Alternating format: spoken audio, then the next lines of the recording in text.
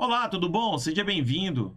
Meu nome é Fernando Simplício e neste vídeo eu quero mostrar aqui para você a topologia de rede LoRaWAN, né? Quero que você aprenda a como utilizar, né, essa tecnologia LoRa aplicando-se em cima do protocolo LoRaWAN.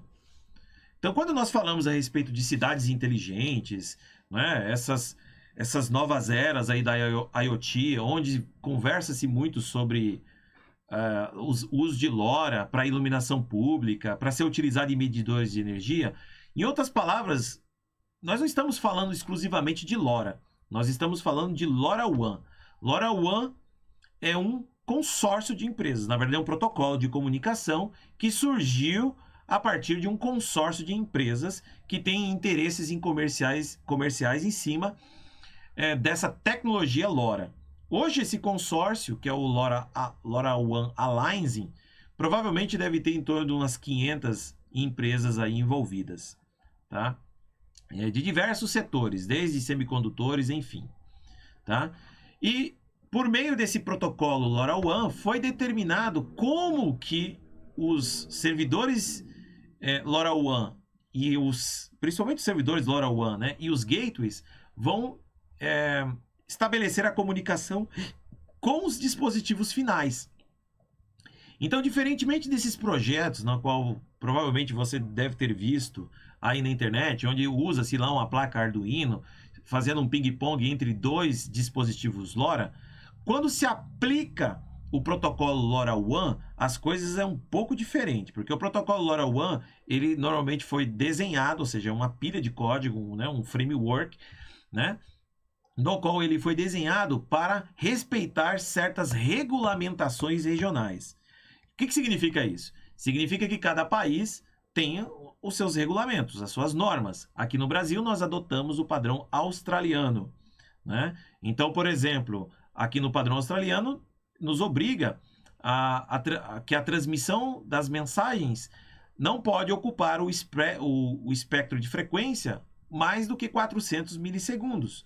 Nós temos que respeitar isso, né? Já a própria regulamentação regional, ela determina quais são os canais de frequências para que a gente pode trabalhar para fazer os uplinks, ou seja, mandar informação para um servidor de rede, né? Ou quais são os canais de recepção, né, os canais de frequência para recepção das mensagens de downlink, qual que é a largura de banda que nós temos que trabalhar. Tudo isso é especificado nesses padrões regionais, não é? E aí como é que a rede funciona? Como que a rede trabalha? Primeiro, existe a figura central de um gateway. Esse gateway, turma, normalmente ele não é um outro SX1276. Ele não é igual a uma outra dessas suas placas, por exemplo, do ESP32. Normalmente o gateway LoRaWAN, ele possui um hardware específico, um hardware dedicado. Normalmente faz o uso de um componente da Semtech que usa o SX1301 ou 1308. Esse componente é um componente dedicado para se trabalhar com gateway. E, inclusive, na própria placa, que é o gateway, existe mais dois dispositivos SX12, alguma coisa, 75, 72, se não me engano, trabalham em conjunto com esse chip SX130108. O uso do gateway, turma, o gateway tem que ser algo específico. Por qual motivo? Porque cada um desses dispositivos end devices aqui, eles estão posicionados a certas distâncias do gateway. E cada um deles, obviamente, vai trabalhar provavelmente num canal de frequência distinto, tudo bem? E também em diferentes spreading factor, né? Lembre-se que os dispositivos LoRa somente podem se estabelecer a comunicação um com o outro, não é? Esses dispositivos mais simples, SX1276, 1278, caso ambos estejam sintonizados na mesma frequência, usando o mesmo spreading factor, né, com o mesmo code rate, ou seja, com a mesma taxa de code rate, usando o mesmo 5 word, né? Então, isso é o que vai garantir a comunicação entre eles. Agora, esses dispositivos, eles, em muitos casos, estão configurados em diferentes formas, né? E o gateway tem que receber essa mensagem. Como que o gateway consegue receber? Bom, primeiro, esse hardware específicos atribuídos ao gateway, ele permite que, no mesmo canal de frequência, você consiga receber até 6 mensagens em diferentes spreading factor.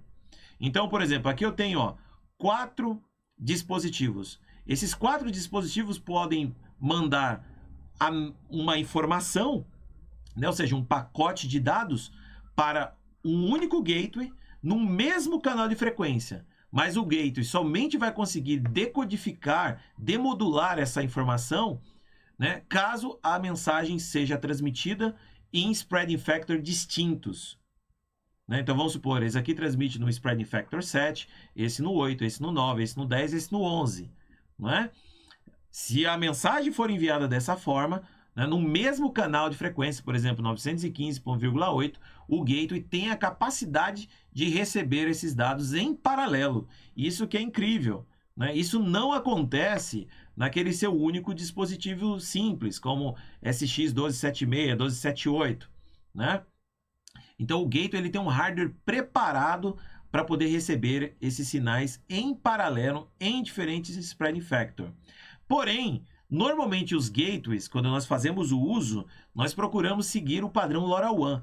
E no padrão LoRaWAN, o code rate, que é aquela taxa, né, a relação entre dados e a quantidade de bits para que faça a correção de bits, né, que é o FEC dele, normalmente é a menor relação, que é 4/5. Ok? Isso é fixo no LoRaWAN. A norma LoRaWAN ele normalmente fixa essa relação, tá? Isso para o padrão australiano, ok? Então nós temos que utilizar essa relação fixa para esses dispositivos. Mas o spreading factor é variado, né? O code rate é fixo, o sync word é fixo, que nesse caso no padrão LoRaWAN ficou como 0x034, né? Que é o número em hexa, né? O 0x34, 34 em hexa. Mas o spreading factor pode ser diferente, né? E outra oportunidade aqui, que isso aqui nos traz, cara. Todas as mensagens que são enviadas entre esses dispositivos, né, que são propagadas por esses dispositivos, elas são enviadas em um canal de frequência. Quando o dispositivo ele vai enviar um próximo pacote, a norma australiana ela nos obriga com que o dispositivo faça a seleção de um novo canal de frequência. Isso, turma, é chamado de frequency hop. O frequency hop é aplicado no LoRaWAN. Na norma LoRaWAN, nessas especificações mais recentes, elas obrigam os dispositivos a fazer salto de frequência. Então, o canal de frequência não é fixo para o dispositivo. Ele vai fazer uma nova seleção do canal de frequência dentro daquele subcanal de frequência selecionado. Não é? Quais são as restrições dos gateways? Bom, esses gateways mais em conta, mais baratos que você encontra no mercado, como por exemplo o Dragino e algumas outras séries por aí, limita-se a 8 canais de frequência.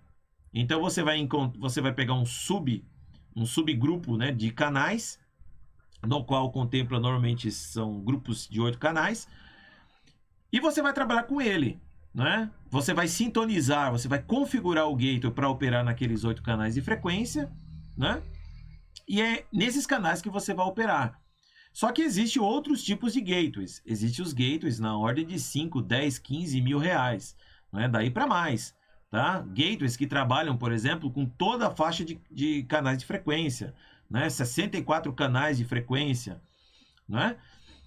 E aí qual que é o diferencial? O diferencial é que não importa qual o canal de frequência que você escolher, desde que você esteja trabalhando, por exemplo, naquele canal de frequência, naquela frequência base, 915 MHz, por exemplo, né? Existe uma antena que vai conseguir capturar, existe um gateway que vai conseguir capturar esse sinal. Então, o bom de você ter um gateway que pegue todos esses canais é por causa disso, né? Agora, quando nós temos um gateway limitado a 8 canais, você obrigatoriamente vai transmitir uma mensagem dentro desses 8 canais, né? A chance que você tem, né, desse número total de canais de interceptar uma mensagem. Uma vez que essa mensagem ela for recebida pelo gateway, o gateway ele tem uma interface normalmente de Ethernet, mas aí não existe um padrão, né? Porque você pode ter um link de Ethernet, pode ser uma fibra ótica, né?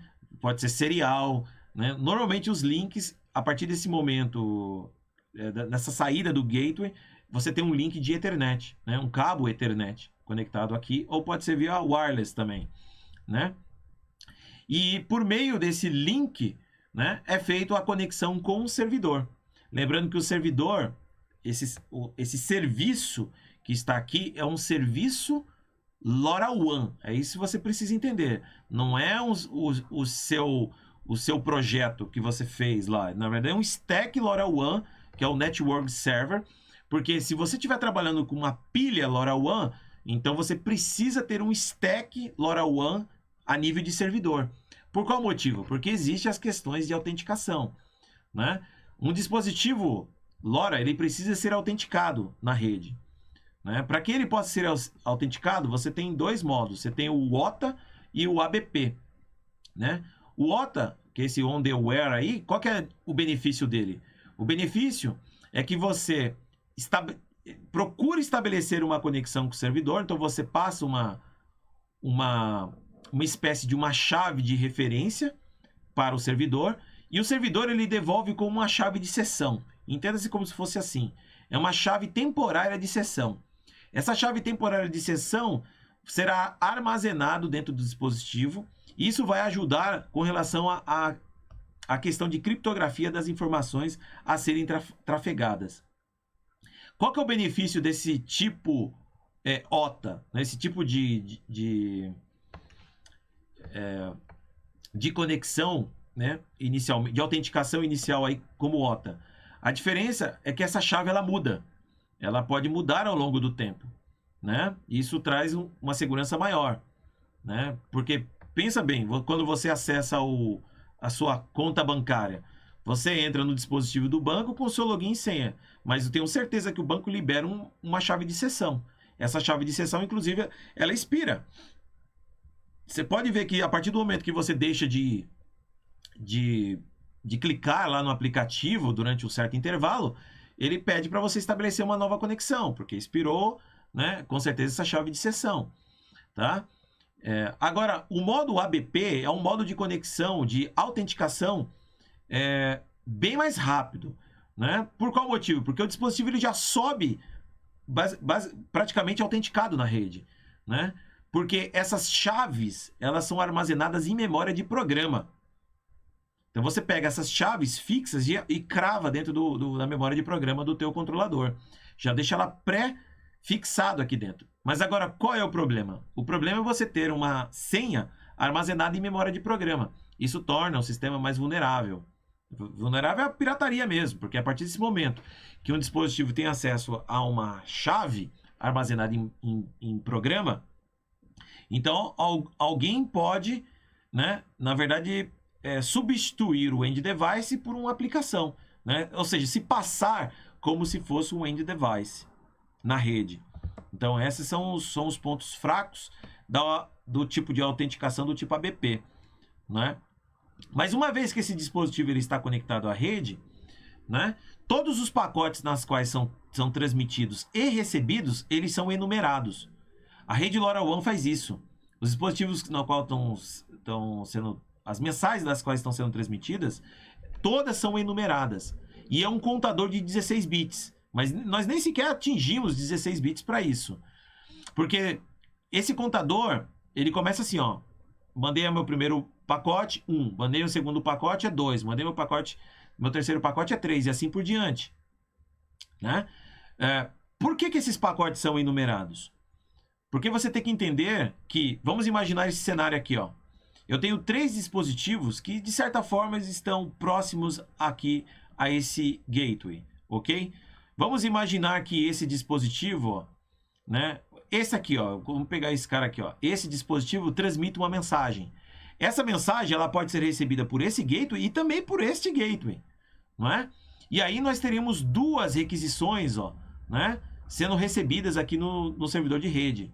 O servidor de rede identifica que aquele é o mesmo pacote pelo seu número, né? Então essa enumeração ela ajuda o gateway a identificar a mensagem, ok? E também a enumeração ela ajuda a evitar pirataria, né? O que significa? Um ataque de hacker, por exemplo, se passando por algum dispositivo na rede. Porque a partir do momento que os pacotes são enumerados, o servidor de rede ele sabe que o próximo pacote tem que ser aquele número mais um, né? Então qualquer outro pacote recebido com um contador diferente, ou seja, menor do que aquele no qual foi recebido, né? Menor ou igual àquele que foi recebido anteriormente, automaticamente vai ser descartado pelo servidor de rede. Apesar que essa configuração de contador é algo configurável, né, nas opções do software de rede, mas ele existe e está lá presente. As mensagens recebidas também são enumeradas, né, porque como a informação ela passa a ser propagada no ar, você tem que entender que a informação ela pode ser refletida, né? Pode sofrer reflexão e ela pode chegar em momentos diferentes, cara. Então, o próprio end device, que é o dispositivo, ele também precisa tomar conhecimento da enumeração do pacote, né? Porque se ele receber um pacote com um número menor do que ele acabou de receber, ele automaticamente descarta aquele pacote anterior, né? Esse pacote que ele acabou de receber com a enumeração menor, né? E existem outros benefícios também bem interessantes na rede LoRaWAN, como por exemplo no caso dos gateways, né? Vejam só, vamos imaginar novamente esse mesmo dispositivo aqui, ó. Ele vai fazer uma comunicação, bum, transmitiu a mensagem. Essa mensagem está sendo recebida por esses dois gateways, tudo bem? Você vai concordar comigo que nesses gateways, obviamente, vai ter outros chips aí da Semtech, né? Como, por exemplo, o SX1301, como eu comentei com vocês, que é um chip dedicado para o gateway. Esse chip, obviamente, ele vai receber esse sinal com uma intensidade diferente, porque como o dispositivo ele está distante aqui desses gateways, algum desses dois gates vai receber o sinal com uma qualidade melhor. Este parâmetro de qualidade do sinal, ele é enviado para o servidor de rede. E o servidor de rede, mesmo recebendo essa mensagem duplicada, né, porque obviamente ela foi propagada aqui entre os gateways, o servidor de rede ele vai fazer uma avaliação e vai verificar, ó, entre este gateway e esse outro gateway, quem foi que me mandou o pacote onde consta que a potência recebida tem uma melhor qualidade, né? É uma potência recebida de maior intensidade.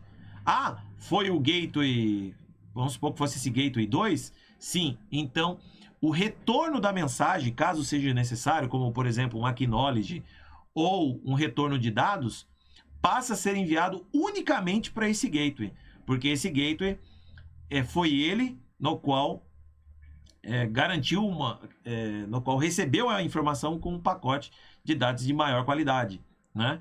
Isso significa, pelo menos em teoria, de que o dispositivo esteja mais próximo deste gateway do que este, né? Então o servidor de rede também tem esse papel, ele faz essa seleção aí para nós, cara, né? De definir aqui quem é o gateway, né? No qual tem que ser enviado essa mensagem. Então percebam, turma, que dentro de uma rede LoRaWAN nós temos várias e várias configurações específicas. E é por isso que a gente usa um stack LoRaWAN, né? Nós precisamos de um stack LoRaWAN para se trabalhar. Não só a nível de end devices, mas nós também vamos precisar de um gateway LoRaWAN, um servidor LoRaWAN e um serviço de aplicação para que a gente possa, obviamente, interfacear os nossos programas. Os nossos programas têm interesse nessas informações das quais estão sendo propagadas, né? Nós queremos, por exemplo, fazer acionamentos, né? Mandar comandos, né? E isso é feito por meio de um programa, né? De uma camada de aplicação. Aqui um servidor de aplicação, que no caso aqui nessa figura não está sendo representada, mas vamos entender como sendo esse mesmo computador, já sendo aqui o servidor de LoRaWAN e o servidor de aplicação, né? Normalmente essas interfaces de aplicação é feito via as APIs, né? E o servidor LoRaWAN se encarrega de delegar as informações para os seus respectivos destinatários aqui, ok?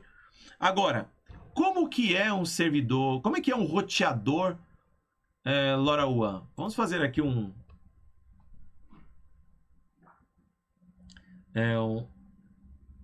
simples estudo aqui. Vou pegar aqui uns gateways. Deixa eu ver onde que eu vou pegar. Vou pegar aqui, ó. Eu escrevi aqui, ó, Gateway LoRaWAN. Repare que existe vários gateways aqui, né? Simplesmente fiz uma busca aqui no Google, ó, escrevi Gateway LoRaWAN, apareceu um montão de placas aqui, algumas para vender, né? Ó, tem alguns formatos, né? Talvez você possa, vamos pegar isso aqui, ó, né? Aqui, vamos ser bem sinceros, nós seríamos até ingênuo chamar esse cara aqui de gateway, né? Esse daqui. Apesar que eu não sei exatamente qual seria o modelo dele. Mas principalmente aqui, né? Existem algumas aplicações onde você pode, por exemplo, comprar essa placa vermelha e conectar numa placa Raspberry, né? Não sei se vocês já viram os projetos assim. Né? Então tem que tomar um pouquinho de cuidado, porque o hardware do gateway LoRaWAN, ele é bem específico. Ele é assim, ó. Isso aqui é um gateway simples, né? Ele contempla esse chipão. Normalmente esse chipão, ele passa a ser o SX1301, tá? Então ele tem um hardware assim, ó. Ele tem o SX301 ou 1308 e aqui estão os dois SX1278 e mais um outro componente aí.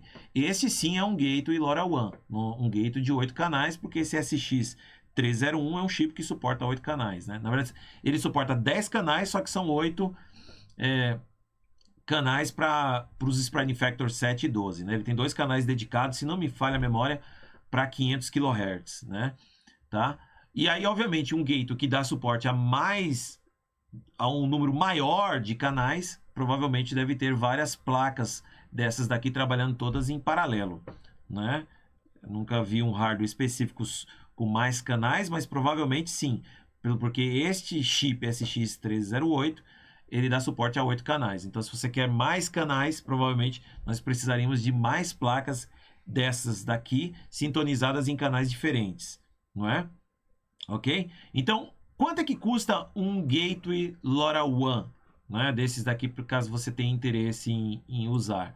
Bom, eu comprei um deles, não é? E eu comprei um de uma empresa chamada Dragino. Então, vamos escrever aqui, ó, Gateway LoRaWAN. Escrever aqui Dragino. O modelo que eu escolhi é esse gateway aqui, ó. Este, ó. LPS8. Esse gateway ele é bem interessante. Ele é um gateway de 8 canais. Ele, como vocês estão visualizando, até a data do momento, esse gateway está custando R$623. É um gateway de médio custo, vamos pensar assim, pensando assim nos padrões de aplicações aqui no Brasil, mas dos gateways é o mais barato, posso lhe dizer sobre isso.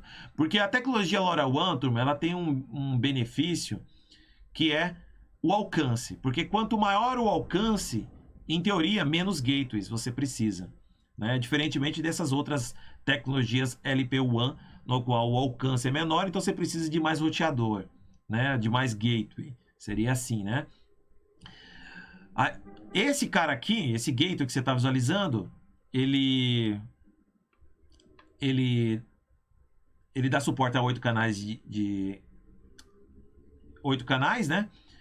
Suporta lá os Spreading Factor 7 ao 12 e ele tem uma saída aqui já Ethernet. Integrado a esse cara, você tem o OpenWRT, você tem a distribuição Linux, né, baseada no OpenWRT.